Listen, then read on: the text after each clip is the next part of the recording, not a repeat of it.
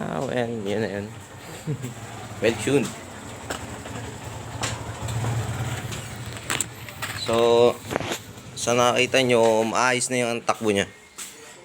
Ayan naman dito. Ayos yung takbo niyan. Tapos, wala akong ginalaw sa carburetor, kundi puro ito lang. So, okay naman siya. 24 PK. PWK. So, ano bang brand to?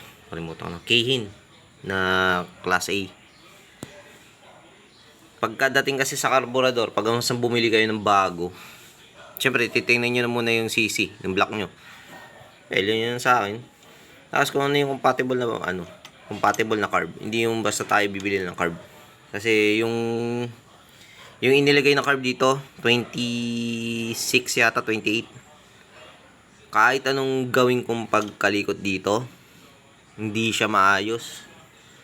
Palaging malakas sa malakas sa gasolina, tapos ang pangit ng takbo, hagok ng hagok. Yun. Ito hindi. Timano pagka arangkada agad. Tapos, ano pa ba? Nilagyan ko ng washer yung iba.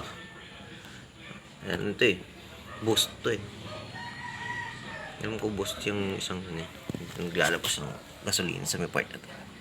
Although, linisan ulit. Sorry. Ayan, sa part na yan. Although, linisan ko ulit. Ayan yung boost niya. Sa ibabaw. Lalabas ang gasolina yun. Ayan, may butas yan. Lalabas ang gasolina yan dyan. Linisin ko na naman. Madumi.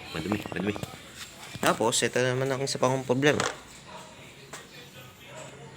So, ito, 12 volts, 15, 12 volts na 5 watts. 12 volts sa 5 watts. Ito, potol Pondedo. Ayan, pondedo siya. Tingnan natin. Makita ka.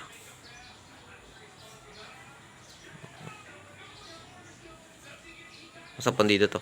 Putol ng wire sa loob Sige.